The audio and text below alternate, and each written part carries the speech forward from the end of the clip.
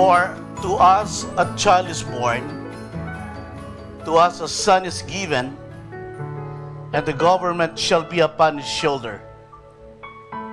And his name shall be called Wonderful Counselor, Mighty God, Everlasting Father, Prince of Peace.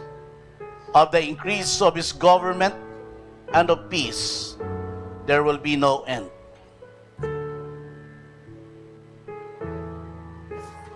Father, we thank you for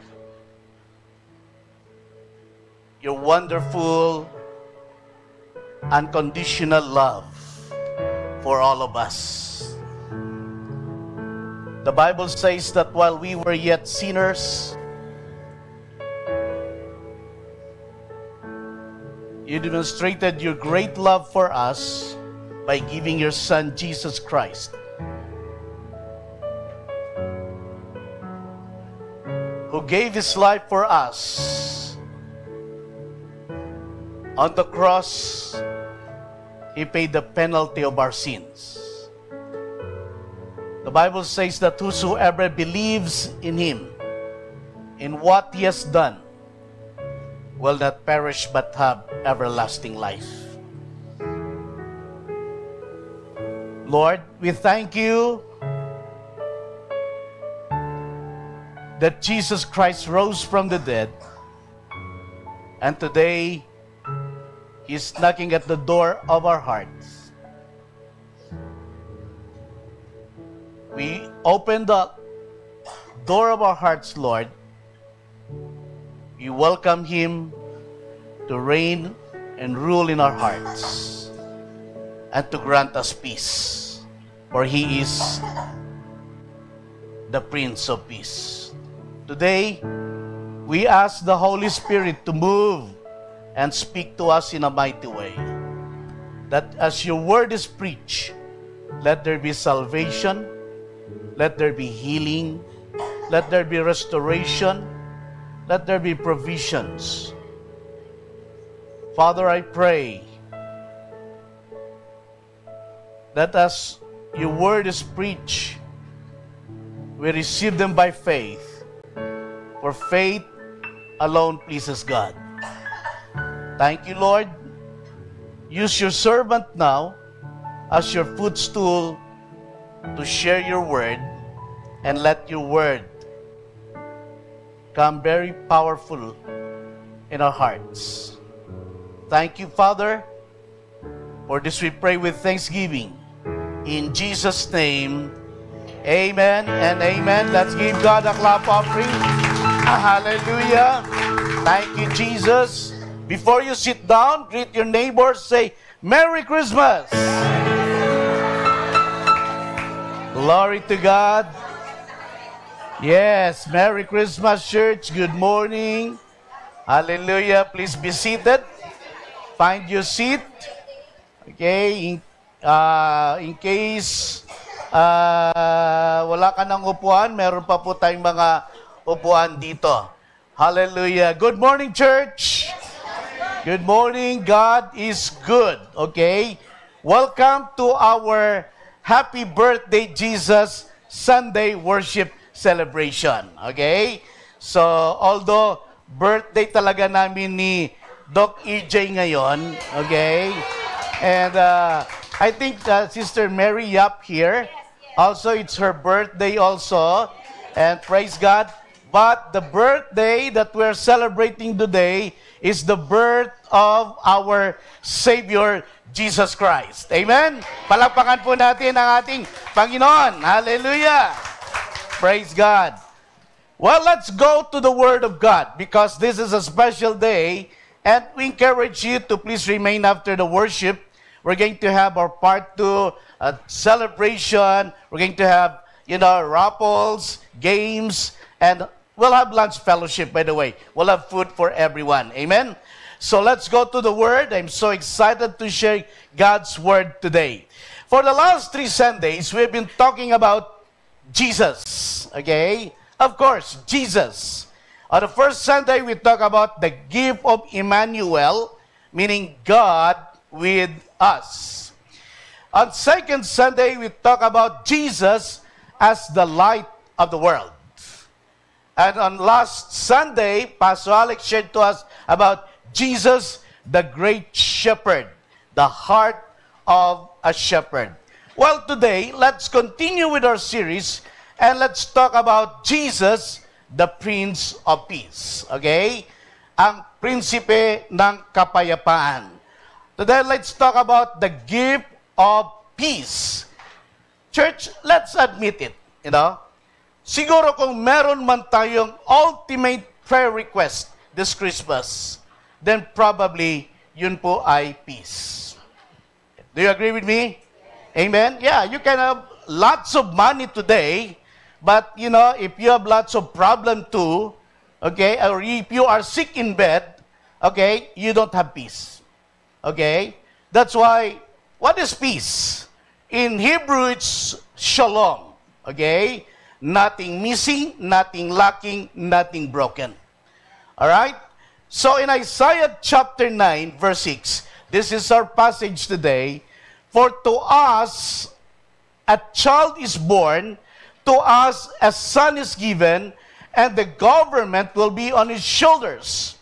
And he will be called Wonderful Counselor, Mighty God, Everlasting Father, Prince of Peace. Everybody says, Prince of Peace. Prince of Peace. In our gloom and despair, in times of great darkness and trouble, in a world full of uncertainty, God promised.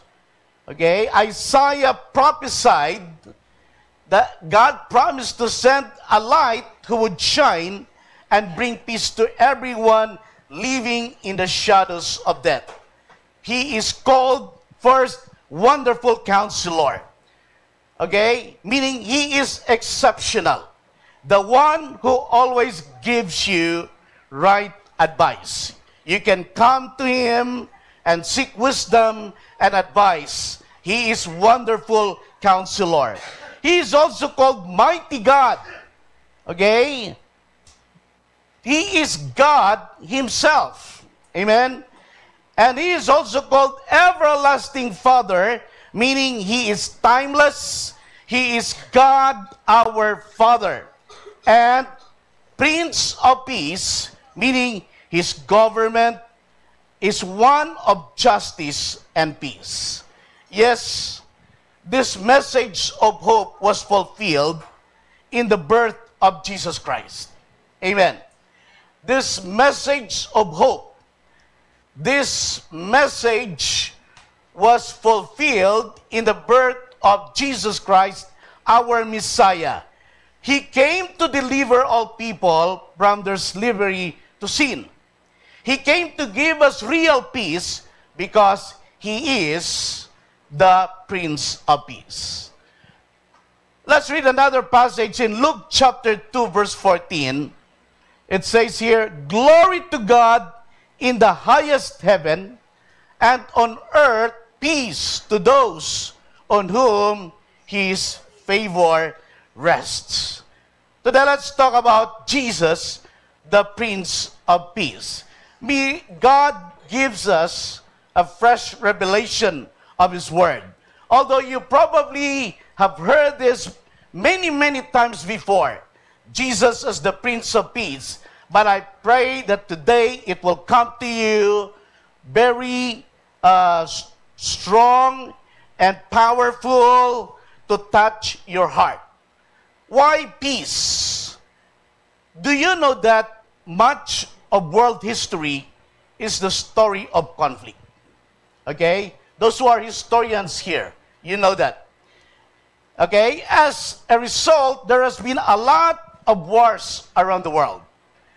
Probably, aside from World War I and II, historians say that there have been more than 15,000 wars recorded around the world. Okay? Wow. What is that? Even right now, okay, we can count on our fingers the wars that is going on.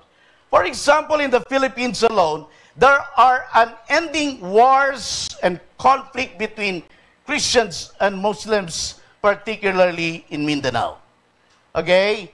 Wars against communist-led rebels in PAs, and also political wars. Kaya nga ang dami ng mga political parties natin. Kasi pagka hindi nagkakasundo-sundo, gagawa naman siya ng party niya. Okay? Kaya nga, nagkaroon tayo ng mga multi-party system, and like in the US, dalawa lang. Di ba, no? Pero ang gulo sa atin, bakit po? Kasi hindi nga nagkakasundo-sundo. We human beings don't seem to be very good at loving in peace with one another. Okay? We are much better in disagreeing, fighting, and feuding, even among families. Kaya nga may game na family feud. Okay? Pinag-aaway sila, pinagko-contest sila. Okay? Today, what the world desperately needs is peace and reconciliation. Do you believe that? Okay? Reconciliation is the restoration of peace. Like peace with God, peace with others, and peace in our hearts. Okay? Reconciliation is the powerful miracle cure for broken lives and relationships. Reconciliation diffuses conflict and turns chaos into calmness. It quiets quarrels. It swaps your stress for God's serenity, turns tension into tranquility, and produces peace of mind instead of panic and pressure. Di ba? But people still choose to have conflict with other people. Choose to have wars and feud, okay, among their neighbors, their friends, and even family members. But the spirit of reconciliation seems to be in short supply today. Parang ang tao ayaw makipagbati. Okay? Ang hirap kaya ng maraming kaaway. Okay? Don't count your enemies, count friends. Amen? Don't you know that's one of the purposes why Jesus came on Christmas Day? Peace and reconciliation. As we have read in Luke chapter 2, verse 14. Okay? Glory in the highest heaven, and on earth peace. Everybody said peace. Peace to those on whom His favor rests.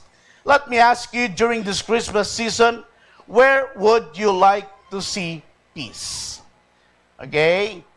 In your family, peace with your spouse, with your children, those children, peace with your parents, peace with your neighbor, a peaceful neighborhood, peace among politicians, peace between Ukraine and Russia, peace in Israel, okay, and Hamas, or Syria, or maybe today you are saying, I want peace in my mind and in my heart. Amen, church. Is peace really possible? Yes. Jesus came at Christmas to bring us peace. Okay? So, number one, God gave us peace through Jesus, which is peace with God. Amen. Peace with God. Jesus offers you peace with God. Why, Pastor Doms? Are we at war with God? Oh, we are here to worship, right? But, was there a time na kung saan tayo ba ay nakikipag-away sa Diyos? That we need peace with God. Church, you may have never realized that if you are trying to live your way instead of God's way, you are in conflict with God. Right? Then you ask, why? Am I that stubborn? Okay? To be at war with God? Yes. Okay? Because every time you do your own will against His will, you are already in conflict with God. Our being self-centered, disobedient, makes us always in conflict with God. Remember, He created you to live for His purposes and glory. But you've been in rebellion against God. In Isaiah 53:6, sabi dito, we are all like sheep who've wandered off and gotten lost. We've all done our own thing, gone our own way, and God has filled all our sins according everything we've done wrong on Him. Example, kung sinabi ni Lord sa iyo, anak, ito ang gusto ko. Ito ang gawin mo. Pero hindi mo sinusunod si Lord, as pinili mo pa rin sundin ang gusto mo, okay, that's sin. Okay? That's disobedience.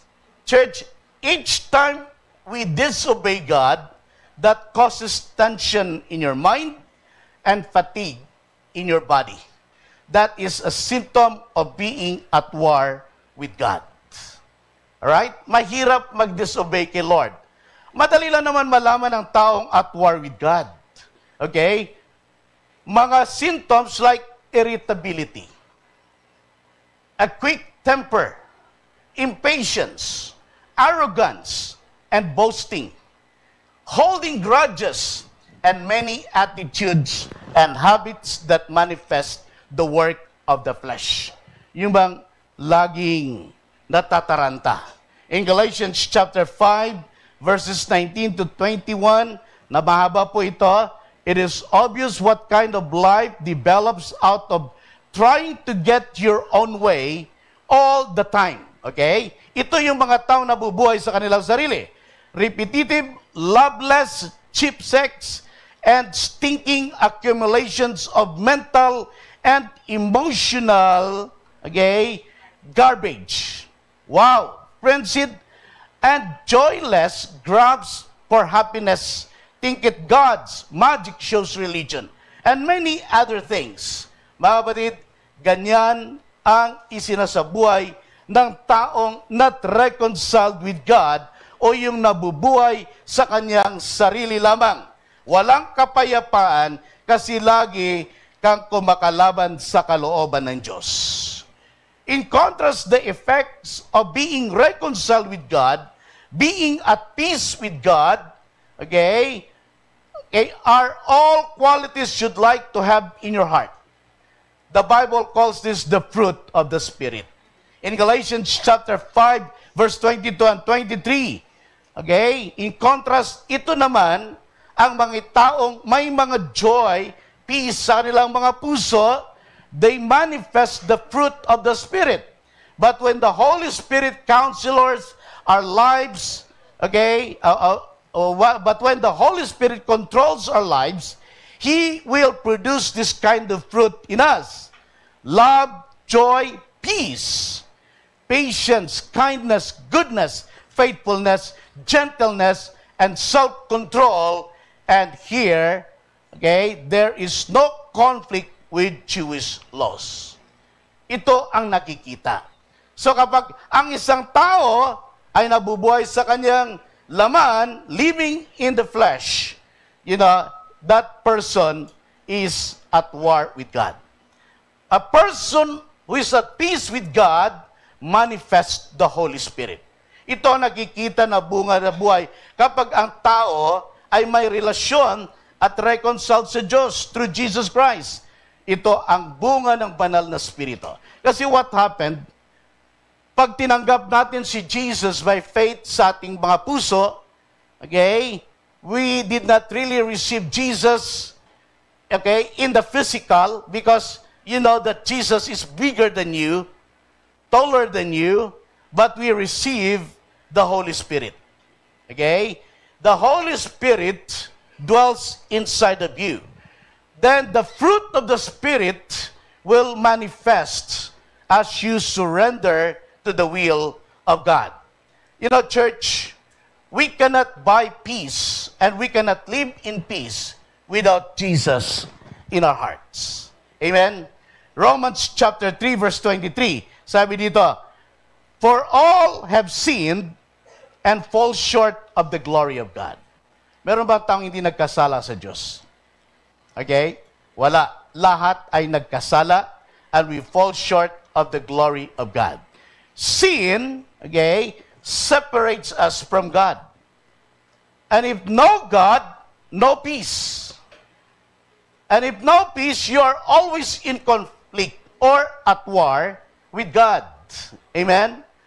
But good news, because Romans chapter 5 verse 8, but God showed His great love for us by sending Christ to die for us while we were still sinners.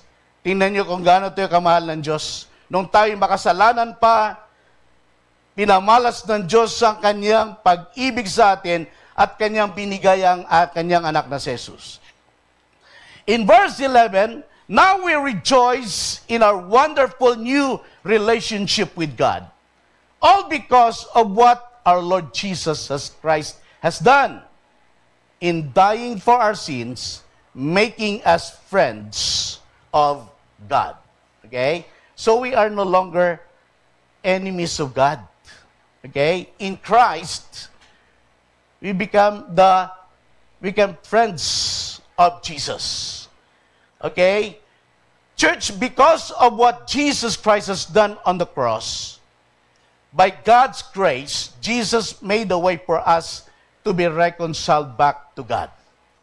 You know, dahil sa kasalanan, ang tao ay nahiwalay sa Diyos.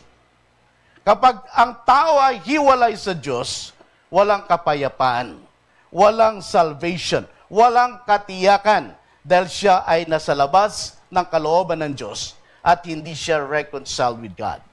You know, Jesus Christ went to the cross.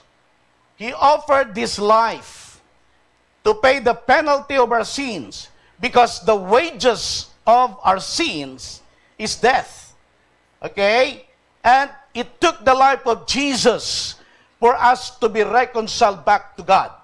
Many people today, okay, maraming mga tao gumagawa ng mga iba't ibang mga paraan sang-ayon sa kanilang sarili para sila ay manumbalik sa Diyos. Andyan yung mga taong nagpipinitensya. Okay? Dahil gusto nilang gayahin ang ginawa ng ating Panginoon para sila ay magbalik loob sa Diyos. Okay? Pero pagkatapos ng penitensya, inuman na naman. Yung mga ganun, ano. Other people try to do good, you know, but your good is not enough. Other people try to give offering, but your offering is not enough. Okay? Remember only what Jesus Christ has done on the cross. Okay? Only our believing, our faith in Jesus' finished work on the cross can reconcile us back to God. Amen? Hindi niya kailangan yung penitensya mo. Because when a person ay nagpenitensya for him or her to be reconciled to God, okay, as if you're saying, Jesus, what you've done on the cross is not enough. Okay? So let me add more, okay, penitensya. No. The finished work of Jesus, okay, is more than enough for us to be reconciled back to God. Jesus said, I am the way, I am the truth, and I am the life. No one comes to the Father except through me. He is the only way. Amen, church? You see, some resort, okay, sabi nito, maraming mga tao nagsasabi na gusto nila ng peace, gusto nila ng kapayapaan. Kapayapaan sa isip at puso. And they try to do everything to have peace of mind. Some even resort to yoga. Okay? And some also go shopping. Okay? To have peace. Ganda nun, ano? Kapatid, no one can give you real peace. No material thing can give you material and lasting peace. Only Jesus can give you lasting peace. Amen. Listen, the good news of Christmas is that Jesus came to be the bridge of reconciliation between you and God. He came to give you peace and joy in your hearts. Romans chapter 5 verse 10. even when we were God's enemies, He made peace with us because His Son died for us. Yet something even greater than friendship is ours. Now that we are at peace with God, we will be saved by the life of His Son. How can you, an imperfect person, be reconciled to a perfect God? By faith, peace comes from total surrender, unconditional surrender to God. You surrender everything, your plans, your desires, your ways, your ambitions. You admit that God is God and you are not. Amen? That He created you. Why should you surrender to God? Well, one fact is certain. There's no way you can win a war against God. Amen? So ba tayo makikipagdigma laban sa Diyos? Okay? You cannot win a war against God. Hindi tayo mananalo dahil siya ay Diyos. Amen. Do not argue with God. Do not question God's ways. Instead, surrender your life to God. Let Him take over your life. My friend, be reconciled with God. Brothers and sisters, be reconciled with God. Surrender your life to Him, and by faith, invite Jesus Christ to come into your heart, because He alone can give you peace, because He is the Prince of Peace. Have you done that in your life? Tinanggap niyo na ba si Jesus? Have you invited Jesus to come into your life? If you are here today, kung hindi mo pa ginawa yan, I'd like for you to take this opportunity. Just close your eyes and say, Lord Jesus, come into my heart. I open the door of my life and welcome you. Be my Lord and my Savior. From now on, take control of my life. Let your will be done in my life. Thank you for the gift of eternal life. Thank you, Lord, for the gift of salvation. Thank you, Jesus, for reconciling me back to God. Thank you in Jesus' name. Amen. Mga kapatid, kung yan ay pinanalangin mo by faith, something happens in your life. You become a child of God. The Holy Spirit dwells inside of you. God has forgiven your sins. And you have the Prince of Peace. Surrender your life to Him, your will, and accept Him and to do His will. Number 2, peace with others. Peace with God, peace with others. Where else do we need peace? Okay? Peace with God and peace with others. Jesus came to show you how to make peace with others. Ang hirap yata niyan, Pastor Doms. Okay? Yes. That's why God wants you to receive His word today. Okay? It's simple to have peace with God. It's not that complicated. All you need to do is to surrender your life and invite Him to be your Lord and Savior. Amen? You cannot win a war with God. Okay? All you need to do is to surrender. Now, God wants you to have peace with others also. When you have peace with God, you also need peace with others. Jesus came to show you how to make peace with others. Church, once you've made peace with God, He wants you also to experience the joy of being at peace with all the people in your life. Okay? Yes, the peace of Jesus empowers you to reconcile with others.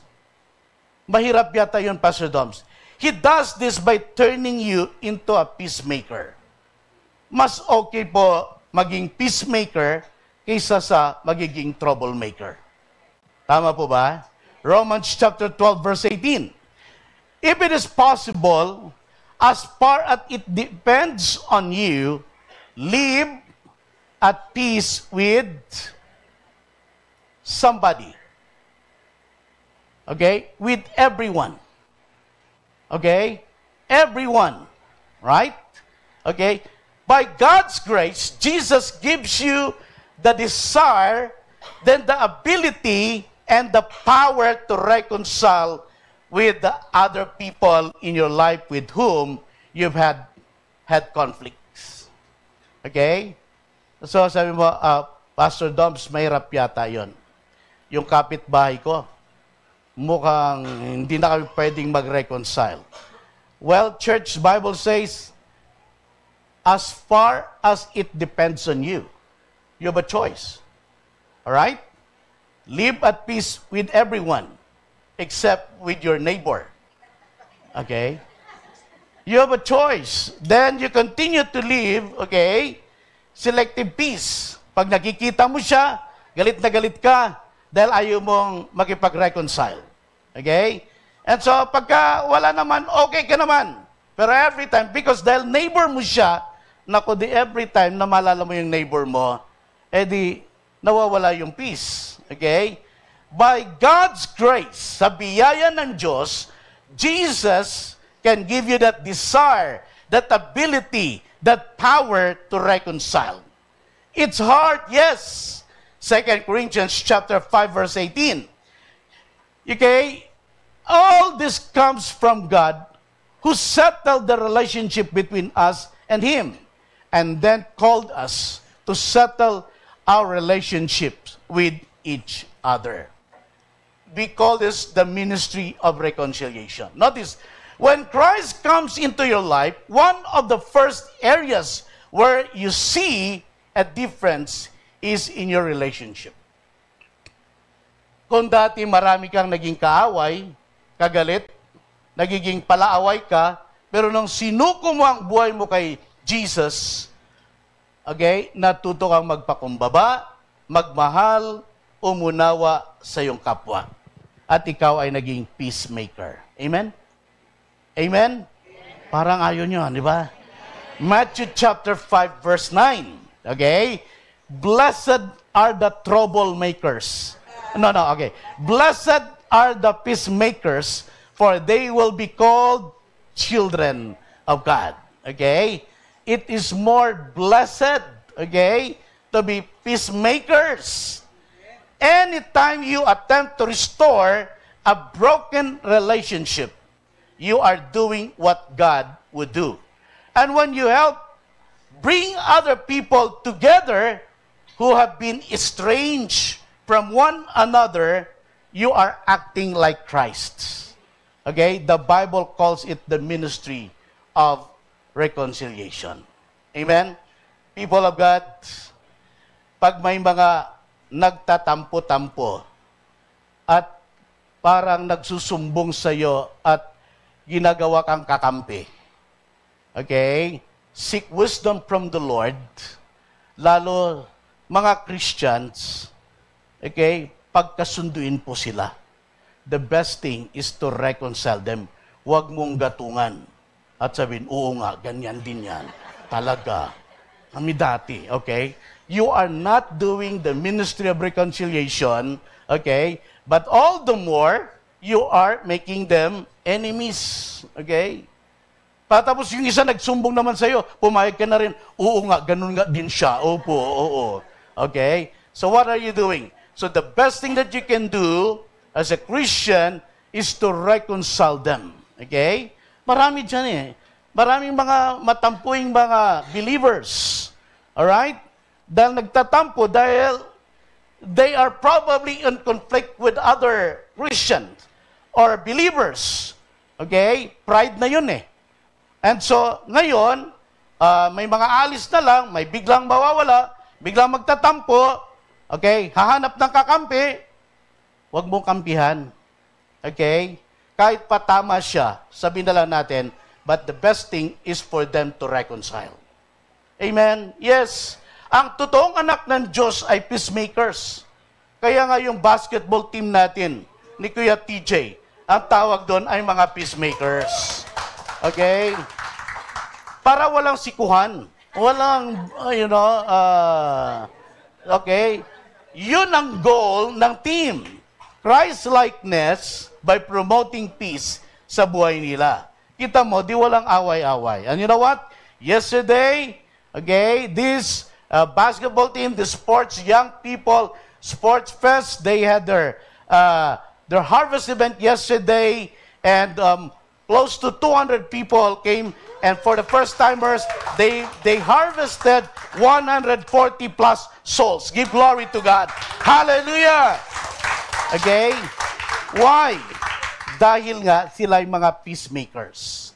They want these people who are enemies of God, okay, who are at war with God, to become friends of God. Amen? Mga kapatid, sa totoo lang, ang hirap ng maraming kaaway. Tama po ba? Maraming kagalit, maraming di ka binabati at marami kang iniiwasan. Nakakapagod, okay?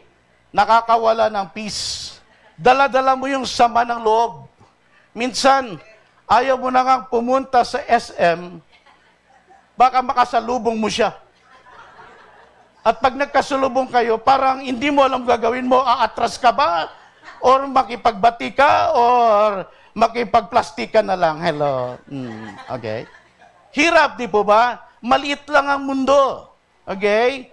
Life is short. Don't make it shorter by carrying all those poisons of unforgiveness. Release forgiveness. Forgive and reconcile. Kapatid, sa mundong ito, wala pong perfect na tao at walang perfect na relationship. You cannot please everybody. May mga taong mang-aaway sa iyo. May mga taong i-discourage ka. May mga taong ida-down ka. May mga taong i-chismis ka. May mga taong ayaw sa iyo o naiinggit lang sa iyo. But church, again, what the Bible says, as far as you are is concerned, you have a choice. Live in peace. Huwag mong patulan ang mga taong yon. Love your life. Learn to live and learn to forgive. Be humble. Learn to submit it to God. Church, choose to be happy. Choose to be joyful. Choose to be thankful to God. You have many things to thank God for. Amen? Thank God for your life. Come on, palakpakan mo ang Diyos sa buhay mo. Okay? You are too busy to be happy, okay, than spending your time, okay, attending to those issues and those people who don't like you in the first place. Okay? So what? Okay? You don't like me, I still like you. Okay? I love you in the love of the Lord. You may have many reasons to thank God than to focus to those issues and people. Okay? Jesus said, "Blessed are the peacemakers." What does it mean to be peacemakers? Listen, it is not avoiding conflict.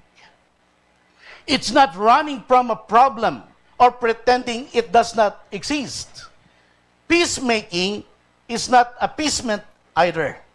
To work for peace means you actively seek to end conflicts. Amen? You take the initiative in promoting reconciliation when relationship breaks down, and you offer forgiveness to those who have hurt you. Church, you pass on to others the same grace that God has shown on you. Amen? There are so many people that say grace, grace, grace, but they don't know how to forgive. Okay? They don't know how to become peacemakers.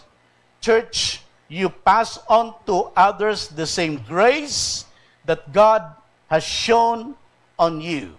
You bring people together instead of dividing them. Amen? By the way, in reconciliation, when I say learn to forgive, there's a big difference between forgiveness and trust. Okay?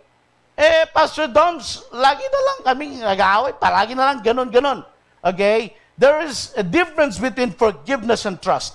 Forgiveness is to be instant and free. Okay?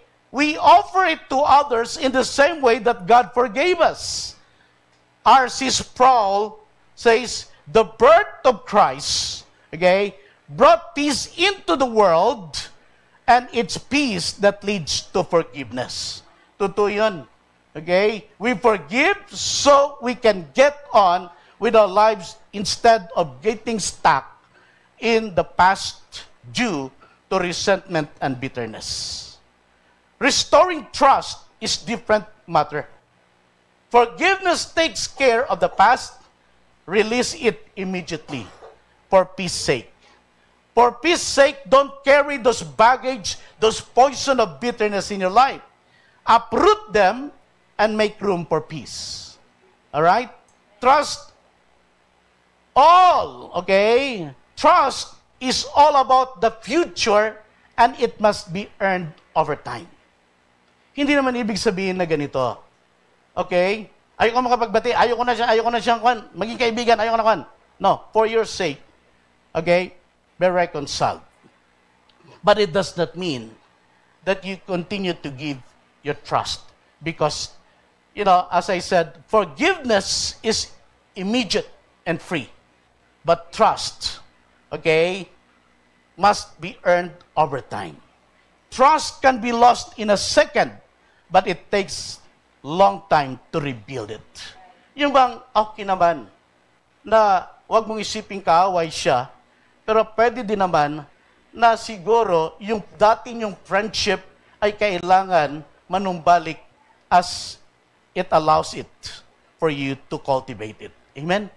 Pero, hindi, ayoko na siya, talagang dinaya niya na ako, okay na. No, you can release forgiveness. Okay? Trust, okay? You can work, it works, must be earned over time. Kaya, if you've been in an emotionally abusive relationship, people who marry test you or put you down, smile and don't let that bother you a bit. By God's grace, God expects you to forgive and pray for that person. Church, this Christmas season, learn to be a peacemaker. Christmas is the season of peace on earth, goodwill toward men. It's the perfect time to offer the gift of grace to others while celebrating the grace of God has shown you. Let me ask you a question. Peace with others? Who do you need to make peace with this Christmas? With your spouse? With your children? With your parents? Kuya, ate, neighbor? Maybe with your cell leader? Or maybe with your pastor?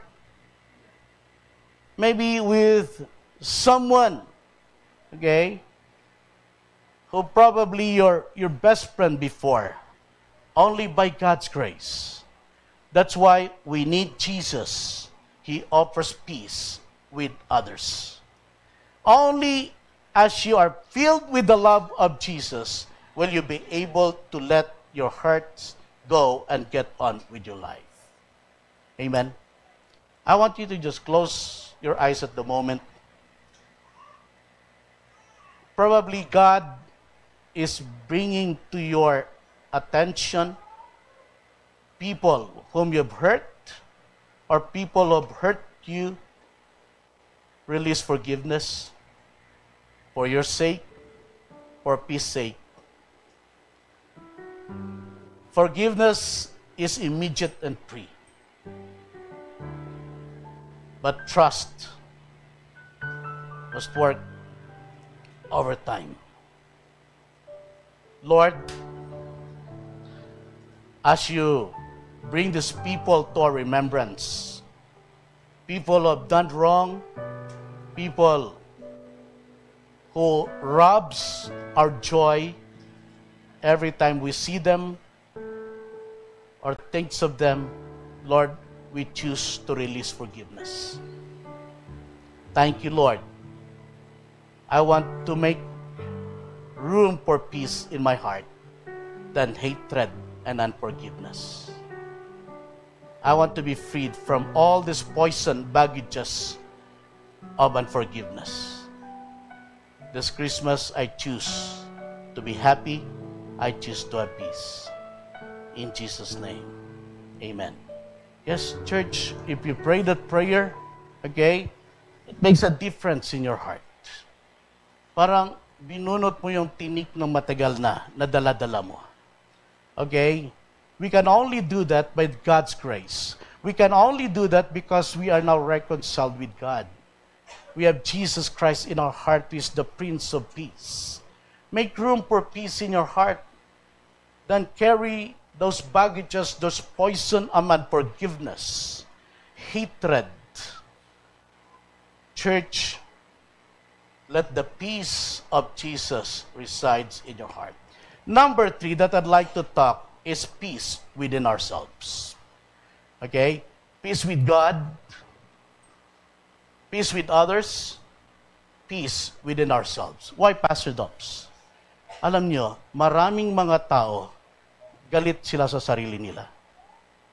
Maraming mga tao, okay, ayaw nila yung mga nangyayari sa buhay nila. And they blame themselves. Listen, once you make peace with God, and you make peace with others, now you will begin to experience also the peace of God in your heart and in your mind. Sa totoo lang, you cannot have peace in your heart and in your mind if you don't have peace with God and if you're not at peace with others. Amen? That's why, a while ago, I shared to you to have peace, to reconcile with God, to have Him as your Lord and Savior, to surrender everything. Second, I talk to you to have peace with others, okay? Because you cannot have peace in your heart every time you see these people whom you have not forgiven. They're giving you, sickness. Church, choose to forgive, because once you make peace with God and make peace with others, you will begin to experience the peace of God in your heart and in your mind. The more you pray, the less you will panic. The more you worship God, the less you worry. You will feel more patient and less pressured because of Jesus. John 14 verse 27 says, "Peace," Jesus said, "I live with you. My peace I give you. I do not give to you as the world gives. Do not let your hearts be troubled. Do not be afraid." Church, listen. Is peace in ourselves really possible? Okay? First, with Jesus in your heart, it is possible. As you are reconciled with God, it is possible. Also, listen, the starting point to peace in your heart is understanding the causes of conflict or what robs you of your inner peace. Okay? Why can't I have peace, in my heart? Bakit palagi? There are many reasons of conflict and peace robbers. But here are 4 common on how to escape them and how to avoid these robbers and conflict. Listen. Number 1, the first is our natural self-centeredness. Yung pagiging natural na makasarili ng tao. Okay? How is that? When I want everything my way, and you want it your way, then my agenda clashes with yours. Okay? If neither of us is willing to compromise out of love, there is conflict, and it robs us of peace. Tama ba? Oh yeah, may gusto ka, may gusto niya. Okay, yung gusto niya, ayaw mo. Yung gusto mo, ayaw niya. Eh di, conflict. And when there is conflict, there's absence of peace. Okay? So because na-clash yung agenda niyo. And if no one will compromise out of love, there is conflict. That's when it robs you of your peace. This scenario happens every day to many people, even to couples. Kaya adaming divorces and separation. We don't understand each other. Okay? After 39 years, yes. Okay? We are not compatible. Wow. Okay? That's why we must be willing to compromise and seek understanding. Why? Because pride is a destroyer. Proverbs 13 verse 10 says, where there is strife, there is pride, but wisdom is found in those who takes advice. Listen, church, huwag tayong maging makasarili. Unawain at pwedeng tanggapin ang opinion ng iba.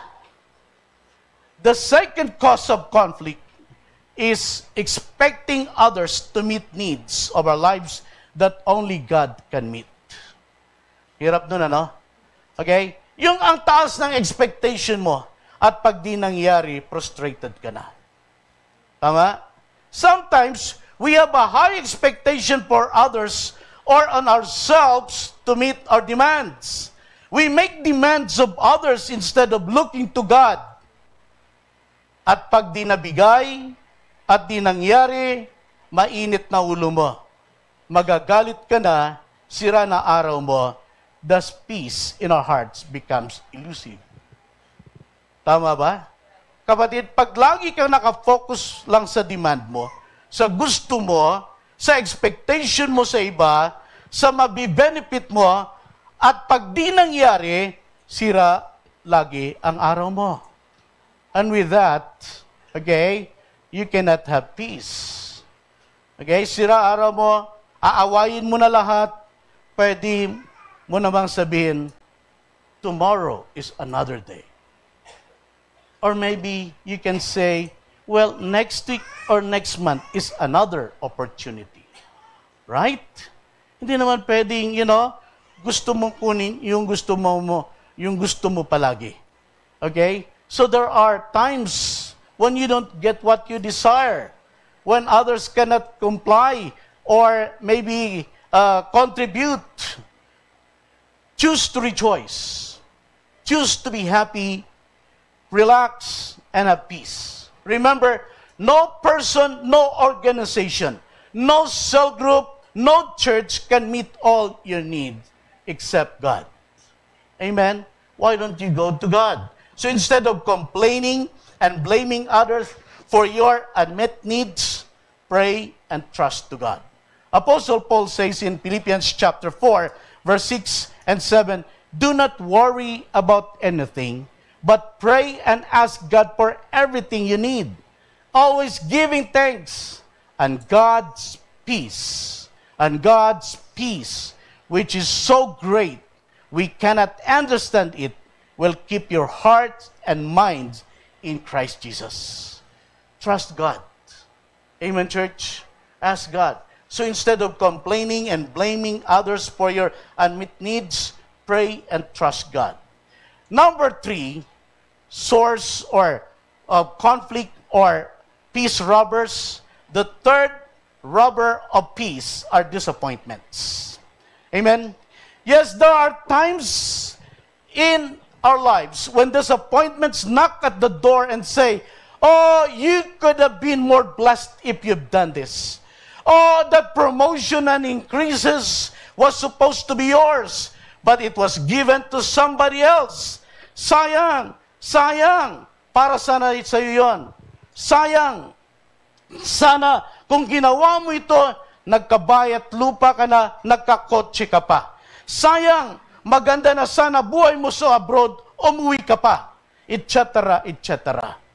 Right? Sometimes, these disappointments prostrate us and rob us of peace and joy. But church, don't be afraid.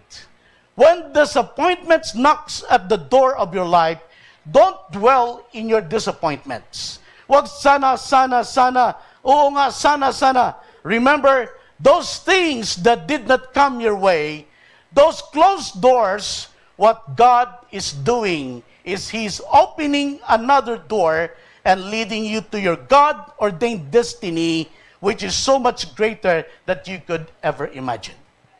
You get the point, church? Yes.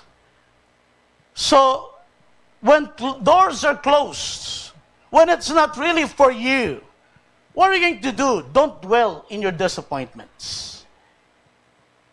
Meaning God is just, during those times, maybe God is just redirecting you because He has opened the door for you, and that is much greater than you could ever imagine. Church, relax and trust God. Okay? Remember, disappointments are not the end of your story. It's not the end of your journey. Okay? They are God's redirections to bring you back where you are originally supposed to be in the first place. Tama? Yes. Amen? Church, na-disappoint ka dahil di nangyari ang gusto mo, God is only redirecting you to your God-given opportunity, which is far more greater than the previous ones. Disappointments, this is a robbers of peace. But continue to trust God because He has ordained great things for you. Remember Sopronio Vasquez, the Filipino who won first place in the recent The Voice USA. Right? He has a lot of disappointments as a young singer. Sabi niya, nag-audition siya The Voice Philippines, wala man lang humarap sa kanya. Okay? He joined Tawag ng Tanghalan and other contest, yung pinaka-close fifth place. He went to the US and auditioned for The Voice USA. Okay? In just 10 seconds, 4 cheerleaders. But, si Snoop Dogg, sabi niya. Okay? And then, who is this? Your favorite Earl? Michael Bublé. Okay? Wow! Okay? At hindi lang yon, nanalo pa. Well, it was during this time of his disappointments. It was during this time when doors are closed, when God is opening a door for him to a much, much more greater. Why cry over those disappointments? Why let your peace be robbed of those disappointments when you know that God is redirecting you? When you know that you can trust God during this moment of your life. Listen, church, never give up. Never give up. This man, he never gave up. He went to the US and auditioned. He won first place. The first Assyrian winner of The Voice USA. Again, when disappointments knock at the door of your life, never, never give up. Relax, have peace. God is only redirecting you to much bigger opportunity. Have peace. Don't let your peace be in trouble. Trust God. Relax. Just say, God has another opportunity for me. Number 4, peace robbers. The fourth robber or conflict is what we call the uncontrollable circumstances. From the word uncontrollable itself, as if there's no way but to surrender to God. Amen? Like, for example, illnesses, death in the family, layoff, or business is down. Totoo, kapatid, may mga nangyayari sa ating buhay na ayaw natin at di natin kontrol. Pag may sakit, may namatay, business or work-related problems, surely this robs us of peace. What must we do? Church, we must respond to situations the way Jesus did and depend on the Holy Spirit to comfort and empower us. Allow the Prince of Peace to minister to you. First of all, pray to our Father in heaven. Prayer is a picture of faith, humility, and trust God. In prayer, you surrender everything to God, trusting God's will. Jesus prayed in Luke 22:42 and 43 says, Father, if you are willing, take this cup from me. Kung may choice lang si Jesus, prayer niya, yet not my will, but yours be done. This is a beautiful prayer. We have our own ideas. We have our own desires. But it's always good to say, Lord, but let your will be done. An angel from heaven appeared to him and strengthened him. Listen, church. Listen. The path to the peace of God comes through living and enjoying one day at a time. Accepting what we cannot change instead of worrying about it. Trusting in God's loving care and wisdom and surrendering to His purpose and plan for your life. Listen, church, don't dwell in your self-centeredness. Don't dwell in your unmet needs. Don't cry over disappointments. And don't let uncontrolled situation rob you of your joy. Move on and dwell in God's presence. In His presence, there is peace. In His presence, there is joy. Jesus promised this in Matthew 11:28. Then Jesus said, Come to me, all of you who are weary and carry heavy burdens, and I will give you rest.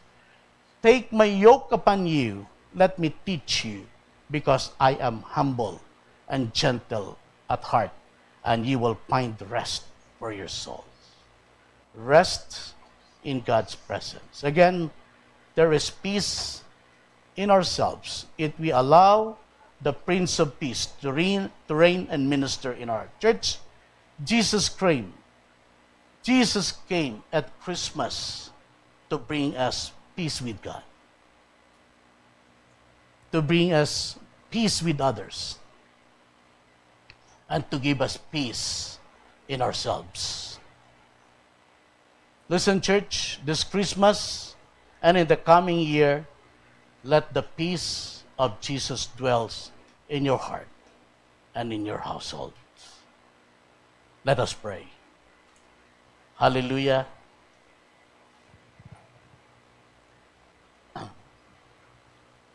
Jesus said, Peace I live with you. My peace I give you. I do not give to you as the world gives. Do not let your hearts be troubled, and do not be afraid. Church, grace and peace to you from God our Father and the Lord Jesus Christ. Let the shalom of God, the peace of God and of Jesus Christ resides in your heart. Let there be peace in every situation. Peace with God, with others, and with yourself. Jesus is the Prince of Peace. Father, I thank you for your message today. Thank you for the gift of peace. And when we have that peace in our hearts, nothing can shake us.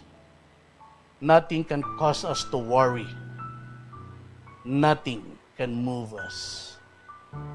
Thank you, Lord, that even in those dark times, disappointments, uncontrollable situation, even when our needs are not met, we thank you and we choose to have peace because we have Jesus, the Prince of Peace. Let shalom be upon you, nothing missing, nothing lacking, nothing broken. Receive the peace of God in your heart. Walk in peace Wherever you go, let the peace of God envelop you and be with you always. In Jesus' name, amen and amen.